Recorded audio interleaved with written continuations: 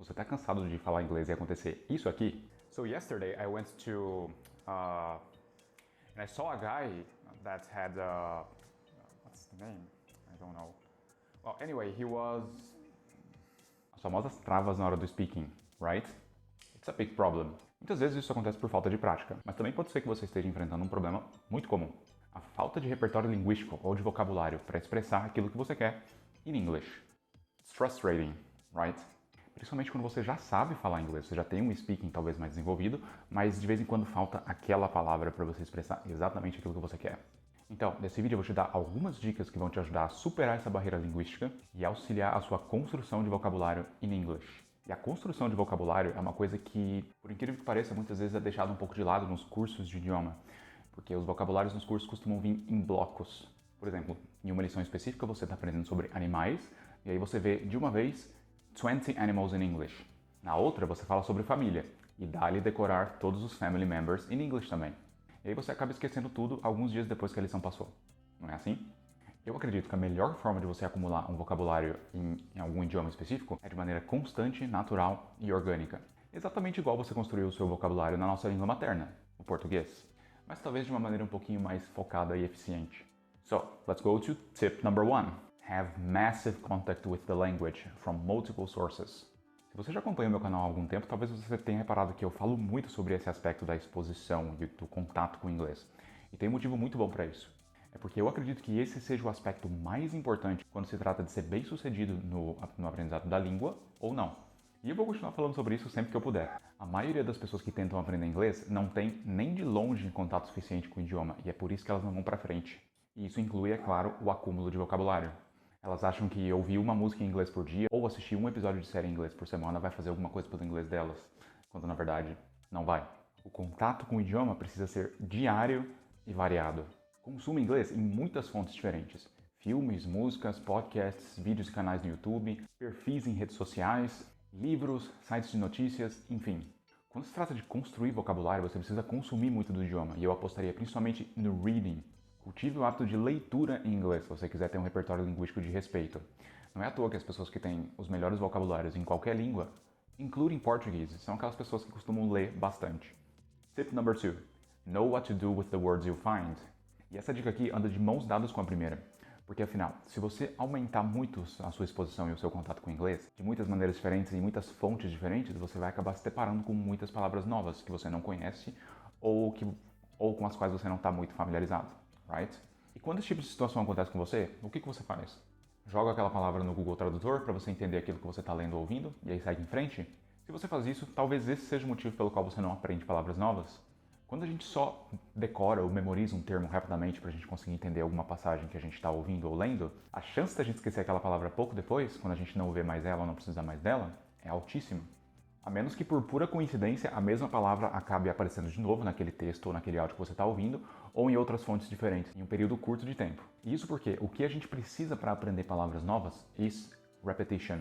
Nós precisamos rever os termos novos que a gente aprende de maneira reiterada e constante. Cada vez que isso se repete, a gente grava um pouquinho mais daquele termo, ele fica um pouquinho mais difícil de esquecer. E como não dá para contar com a sorte ou com a coincidência e esperar que as palavras simplesmente voltem a aparecer nos textos e nos áudios que a gente consome, nós mesmos temos que ser proativos e fazer isso. But how? Se você está numa fase séria de construção de vocabulário em inglês, eu recomendo sempre você manter junto com você um caderninho de anotações ou alguma maneira de anotar palavras novas que você encontra. Dessa maneira, você sempre vai ter as palavras novas que você encontra à sua mão, de fácil acesso, para você conseguir revisar constantemente, porque essa daqui é a chave. Revisão. Revision is the key. Anote as palavras novas que você aprendeu ou que você viu durante uma semana de estudo de inglês, e aí você tira um dia da sua semana para você rever aqueles termos. Se você ainda lembrar deles, ótimo, você pode seguir em frente. Se tiver esquecido algum, você revisa de novo. Na semana seguinte você faz a mesma coisa, até você sentir que de fato você aprendeu aquela palavra e você não vai mais esquecer. De quebra, você pode tentar formar frases com os termos novos que você aprender, porque o uso do vocabulário, num contexto específico, é uma ótima maneira de você fixar ele na sua memória. É claro que esse método dá um pouquinho mais de trabalho do que só tentar memorizar as palavras e revê-las constantemente, mas é uma garantia de que você vai de fato aprender os termos novos que você encontrar. A gente vê que fixar vocabulário na memória não é uma coisa tão simples assim, porque afinal não basta só a gente ver a palavra uma vez e a gente vai lembrar ela para sempre. É uma coisa que dá um pouquinho mais de trabalho se você de fato quiser aprender termos novos. E é por isso que, principalmente no início do seu processo de construção de vocabulário em inglês, eu recomendo você não anotar muitas palavras toda semana para você querer aprender dessa maneira, senão você pode ficar sobrecarregado. Vai com calma, você pode aprender 5, 10 palavras por semana que seja.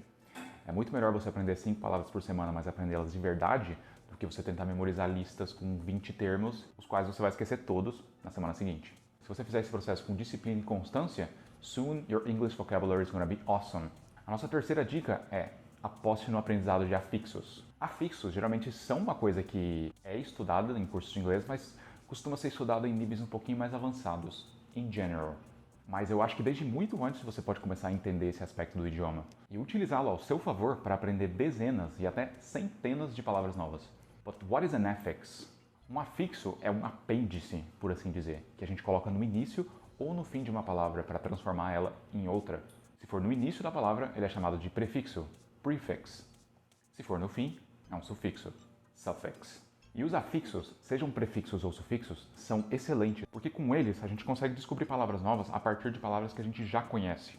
E a associação entre palavras, ou seja, quando você consegue associar um termo novo a um outro termo prévio que você já sabe, é outra excelente maneira de você fixar vocabulário.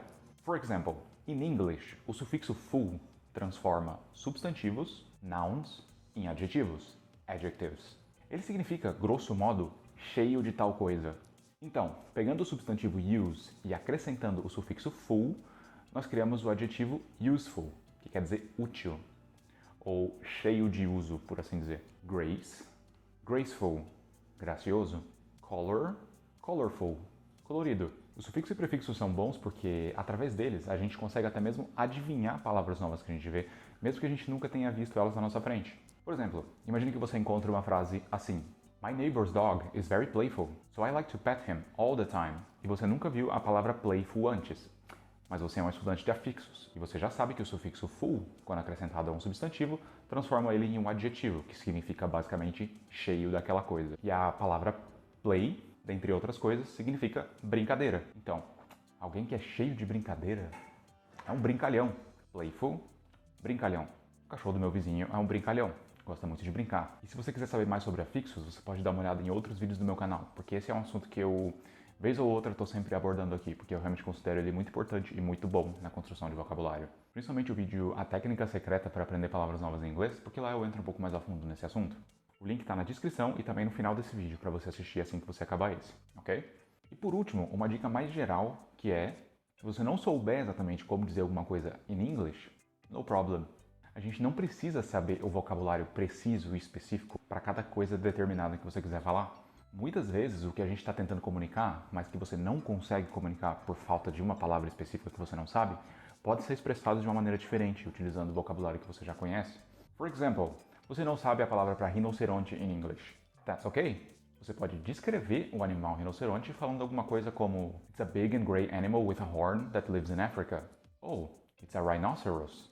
É um exemplo bobo e simples, mas é só para demonstrar que a comunicação é uma coisa que costuma exigir muita flexibilidade e jogo de cintura, que muita gente não necessariamente tem quando está estudando inglês, porque elas pensam de uma maneira meio rígida que elas têm que saber 100% dos termos que elas estão tentando comunicar, e que se elas não souberem algum termo específico, elas não vão conseguir transmitir, não vão conseguir comunicar aquilo que elas estão querendo dizer, e ponto. Quando muitas vezes não é o caso. A gente tem que lembrar que a finalidade do idioma, sempre, no fim das contas, is communication. Se você consegue se comunicar de uma maneira ou outra, para mim você está tendo sucesso. Além disso, esse exercício de explicar e de escrever aquilo que você está tentando dizer de uma maneira diferente ajuda um pouco a combater o vício de sempre querer usar o tradutor para tudo quando você não sabe alguma palavra, que pode ser útil também na hora de você entender o idioma, reading and listening, já que aí talvez você consiga adivinhar palavras novas em inglês pelo contexto daquilo que você está lendo ou ouvindo, sem necessariamente precisar da muleta do tradutor a todo momento. Dessa maneira você vai estar sempre treinando a sua flexibilidade linguística no speaking e também a sua capacidade de interpretação no reading and listening.